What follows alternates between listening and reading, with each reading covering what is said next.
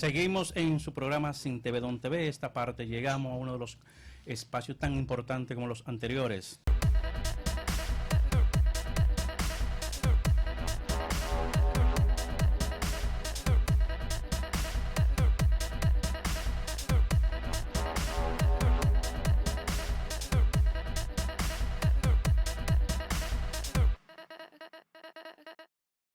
Isauro Sánchez. Ya no es un invitado, ya No, es de la casa. él es de ya es nosotros. otro. Sí, exacto. Así es que...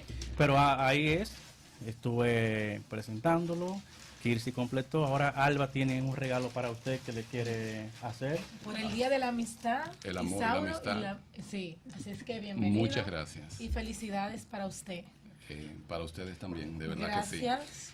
Señores, el día de hoy vamos a hablar de las peticiones de los familiares. Ustedes saben que para una persona poder pedir a un familiar tiene necesariamente que ser mayor de edad. La persona debe debe haber cumplido los 21 años o tener más de 21 años para poder pedir a un familiar.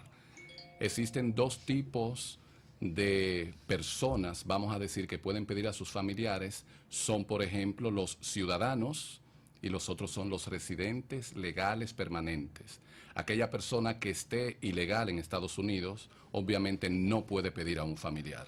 Debe estar legal en Estados Unidos. Las peticiones de los residentes más bien las peticiones de los residentes está limitada. ¿En qué sentido? Solamente pueden pedir a sus esposos, esposas e hijos, menores o mayores. Tienen que ser solteros sus hijos, pero los ciudadanos, a diferencia de ellos, tienen la capacidad de pedir esposas, hijos, padres, hermanos. Es mucho más amplia la capacidad de petición a diferencia de los residentes. ¿Cuáles son esos requisitos que va a necesitar el de allá para pedir al de aquí? Bueno, son ambos requisitos, uno de allá y uno de acá. Exactamente. Lo primero que la persona tiene que ser es familia, obviamente, del que está acá. Tú no puedes pedir a una persona que no sea tu familia. Eso es lo... Un ejemplo, cuando te dice familia, puede ser un tío, tiene que ser no, padre. Tiene que ser un familiar directo. Cercano. Esos familiares directos, vamos a decir que sanguíneamente son directos, los mismos esposas se consideran familiares directos. Sí. Los padres también, los hijos también y los hermanos, si se quiere. Me están haciendo una preguntita por aquí. Claro. Me dice que no diga su nombre. Esa es una persona que su esposo la pidió, pero el esposo no es el papá de sus hijos mayores. Ellos están pedidos también, pero ahora en mayo ellos cumplen la mayoría de edad. ¿Qué pasaría con ellos? Cuando una persona cumple la mayoría de edad, que son los 21, hay una ley que se llama CSPA, que en inglés se dice Child Status Protection Act. Entonces, esa persona deben apelar a esa ley y esa ley los protege, que aunque se hayan convertido en adultos, tienen la posibilidad de seguir con la petición. ¿Usted me puede volver a repetir para yo grabar un poquito y enviárselo a esa persona? Porque realmente está muy inquieta. Claro que sí. La ley que protege a los menores que ya se hicieron adultos, que cumplieron los 21 años, se llama CSPA. La C es de Child, la S de Status, la P de Protection y Act, la A de Act, que es como acta o ley de protección al menor. Que es una ley la cual se puede apelar. Que se puede apelar, exactamente. Entonces, hay muchos casos de personas que ya pasaron de la edad, bueno, que cumplieron la mayoría de edad, que a pesar de haberla cumplido a través de esa ley, pueden entonces quedar dentro de la petición y llegar a los Estados Unidos sin ningún tipo de problema. Ahora bien, si dentro de la misma ley se presenta algún problema, hay algo que se llama inquiry. El inquiry es como si fuese una solicitud adicional que usted le hace poniéndole un correo directamente a ellos en la página del Departamento de Estado de los Estados Unidos, y a través de esa misiva que usted le envía, entonces usted les ruega al cónsul de que usted no puede irse a Estados Unidos sabiendo que eso le va a causar un tremendo dolor que usted tenga que dejar aquí, aparte de sus hijos, cuando ustedes son una familia tan unida. Ahora bien, cuando usted vaya a esa entrevista, en ese momento, usted tiene que dejar que esos sentimientos afloren para que el cónsul entonces Bien. sea tocado dentro y diga, bueno, Ese está sí. bien, vamos a darle la oportunidad Sí. para que pueda llegar. Contestada Así es. tu pregunta, amiga. Así es. Yo tengo una pregunta.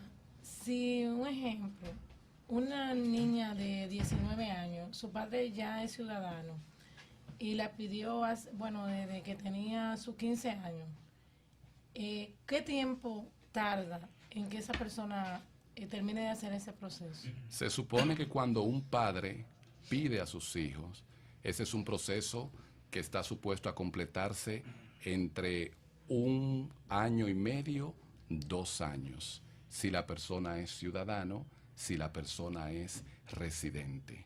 Está supuesto a completarse en ese tiempo.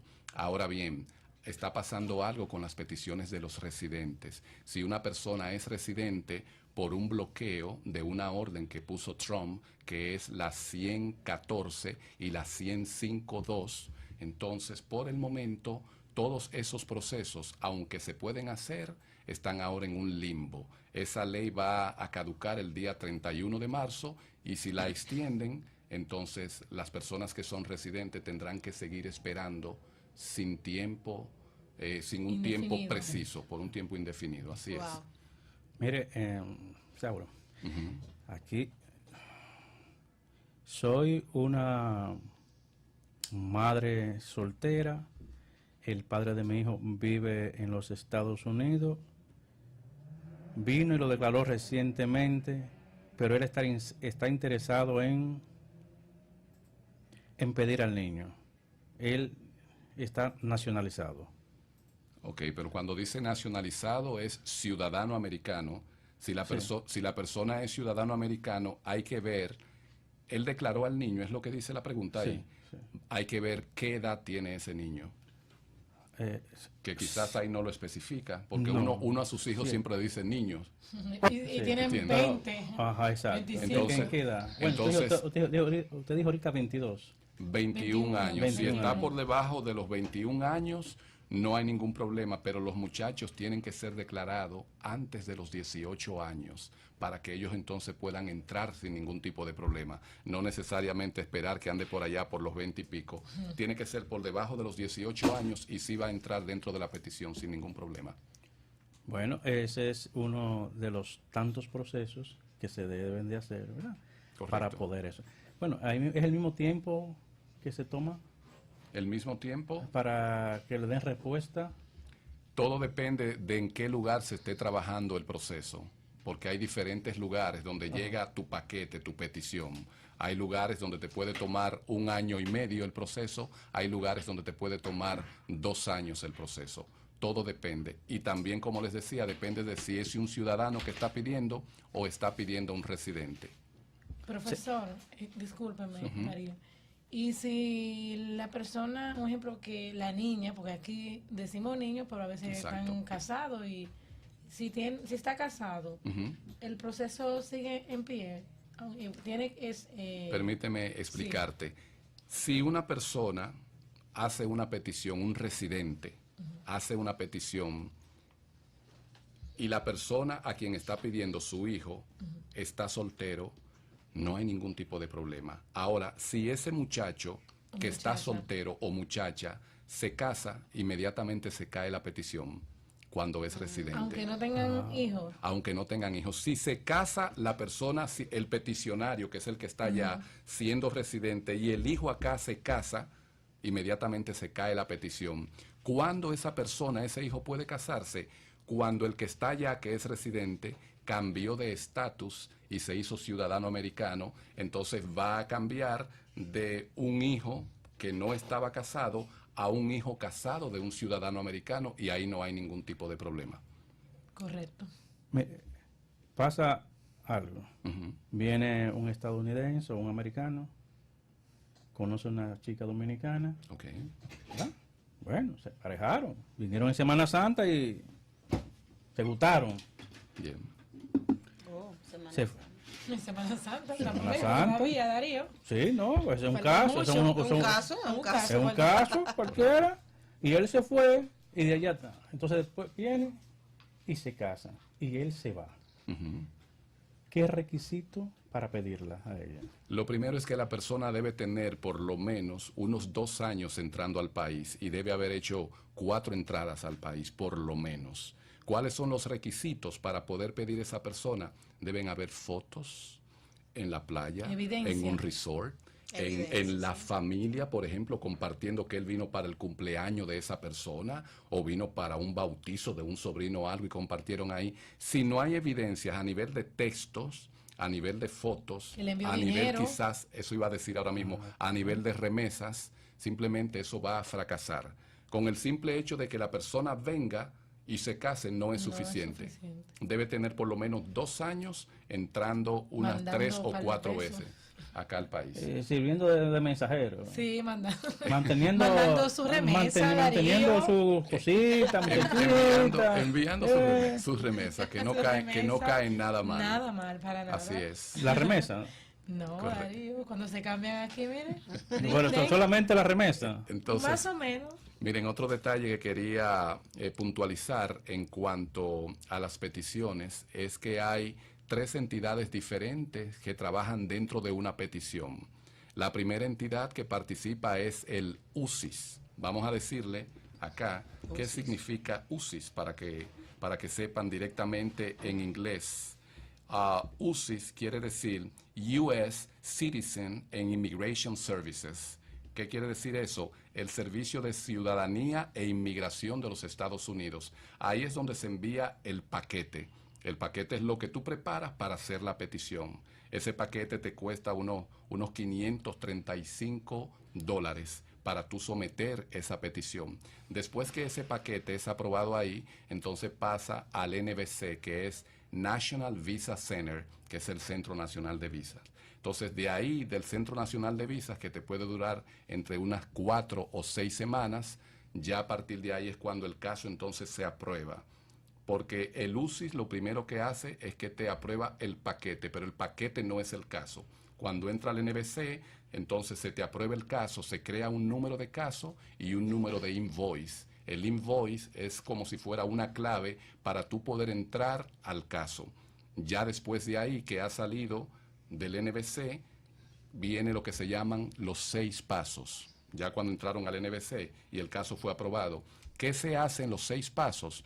Se suben el affidavit of support, que es el famoso affidavit que tiene que ver con todo lo que tú has producido durante el año, que te hace calificable dependiendo de X cantidad de dinero que tú hayas producido. Y si tú mismo no puedes con lo que tú produces patrocinar a esa persona que tú estás pidiendo, tú puedes buscar un co-sponsor o copatrocinador. Y ese copatrocinador te va a servir de auxilio para que tú puedas pedir a esa persona. También hay que cargar en la plataforma lo que se llaman los taxes, que tiene que ver con los impuestos que tú has pagado, los del año más reciente.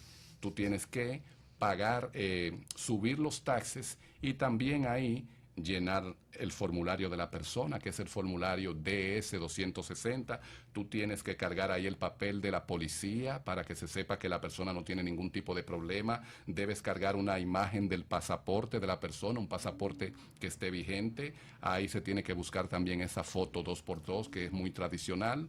También se debe subir, si tú estás casado o no, se debe subir el acta matrimonial, obviamente, y si tú has tenido divorcios previos, también se tiene que cargar esa acta de divorcio, entre otros. Ya después de ahí que se llena todo eso, ¿verdad? Que se carga todo eso, entonces hay que esperar que te llegue lo que se llama el famoso preaviso, para que entonces tú te prepares para ir a tu cita.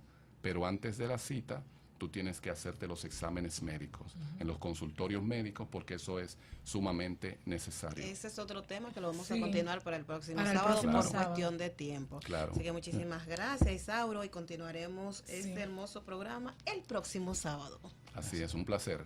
Gracias.